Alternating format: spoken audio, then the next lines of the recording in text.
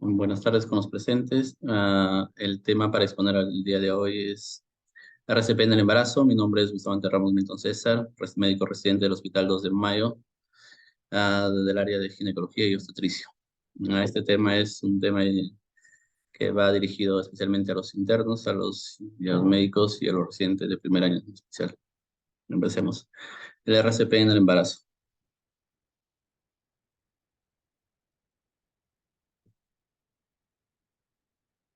Eh, para empezar, ¿qué vamos a entender por una parada cardiorrespiratoria? Es un fenómeno fisiopatológico que se caracteriza por la incapacidad del corazón para mantener un nivel mínimo de flujo sanguíneo.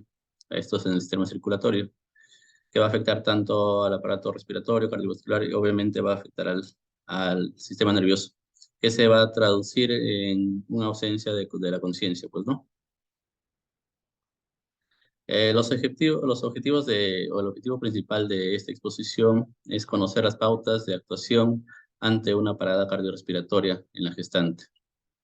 Esto es, digamos que es importante conocer porque muchas veces pensamos que una parada cardiorrespiratoria vamos a actuar de la misma manera que en un adulto normal. En realidad es parecido, pero hay algunas cositas que varían, pues, ¿no? Dependiendo de la edad gestacional de la paciente. En cuanto a la etiología en una parada cardiorrespiratoria en, en las gestantes, generalmente la causa más importante es debido generalmente a un sangrado o también a veces a unas complicaciones anestésicas.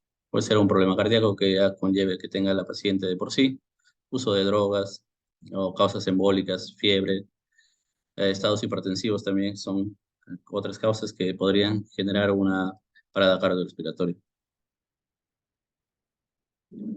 Entonces, en cuanto a el RCP, son maniobras que van a contribuir a que la paciente recobre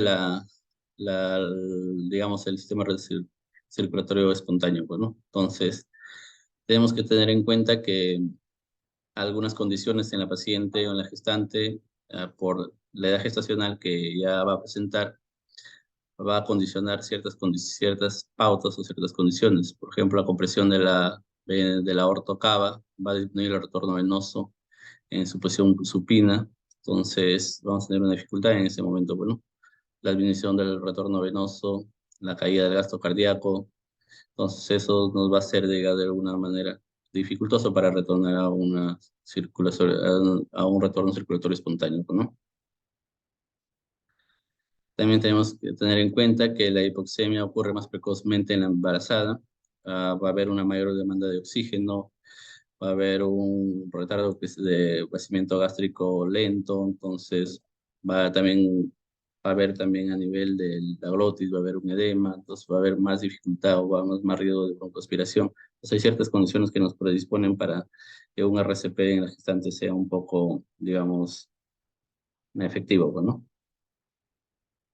Entonces, en cuanto al RCP en gestantes, la cadena de supervivencia nos dice que primero tenemos que reconocer tempranamente, observar que el paciente está en parada cardiorrespiratoria, activar la respuesta de emergencia, dar un RCP de inicio de calidad precoz, de alta calidad.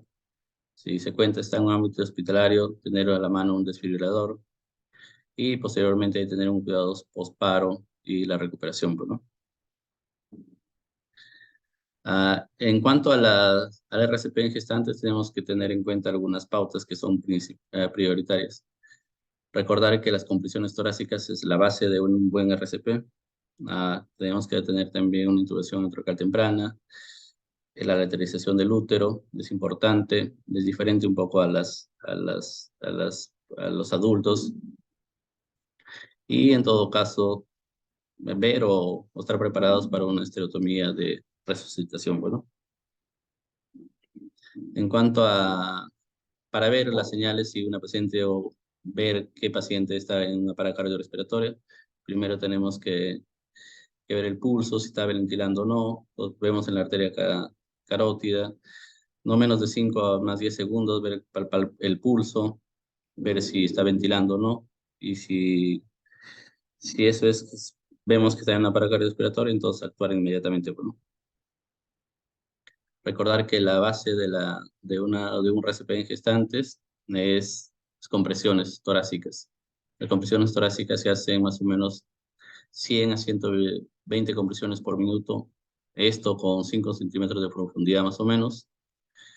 Interrumpir al menos lo menos posible. La relación de compresiones con ventilaciones se hace de 30 a 2. Damos 30 compresiones, 2 ventilaciones si no se ha intubado. Como dije, es prioritario una vez que hacemos las compresiones, estamos en un ámbito hospitalario, intubar lo más precoz posible. Recordemos que las vías respiratorias de la gestante, digamos, hay más secreciones, un poco más edema, entonces, por ende, es prioritario hacer una intubación temprana. Entonces, recordemos que también las gestantes sufren unos cambios fisiológicos que van a dificultar la reanimación.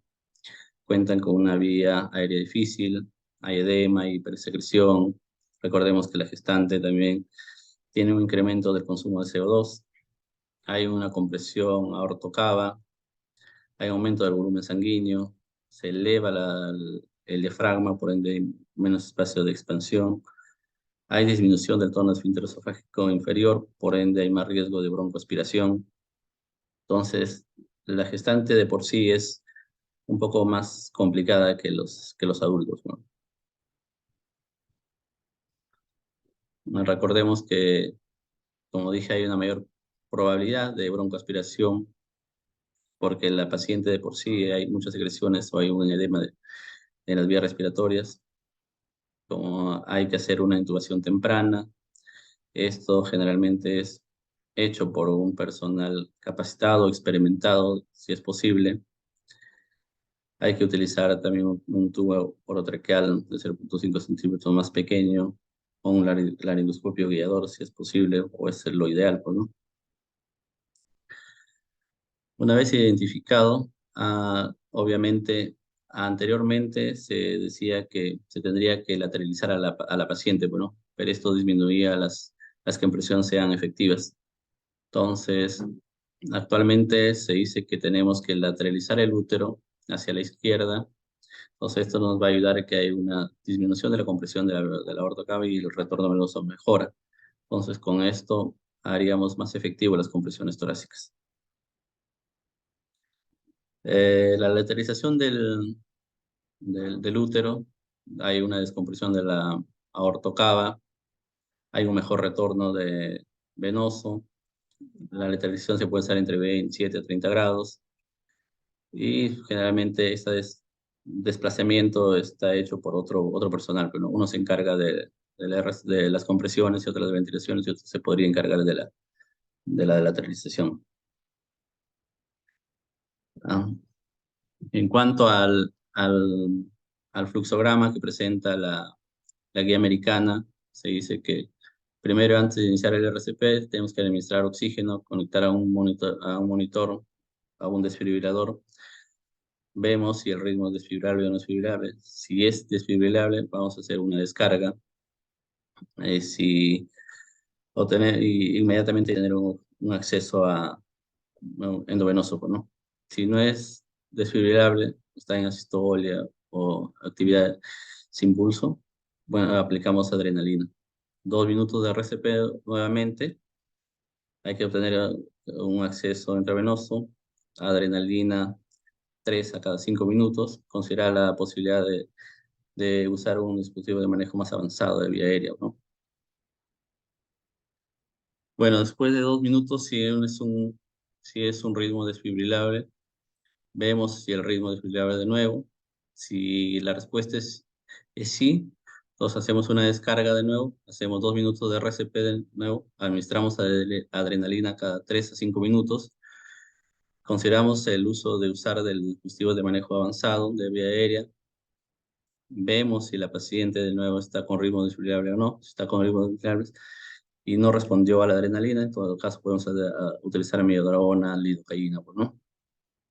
Si el ritmo no es desfibrilable, hay que ver, pues, ¿no? Si los signos de retorno de circulatorio no es espontáneo, vamos a ver otras causas que posiblemente sean, que no estén permitiendo una adecuada RCP, pues, ¿no?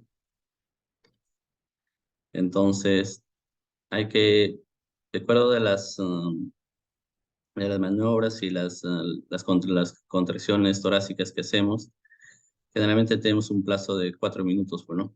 Y desde que iniciamos, y vean, en el quinto minuto hay que ir pensando si la paciente se recupera o no se recupera para ya de repente hacer una estereotomía de emergencia. Gracias.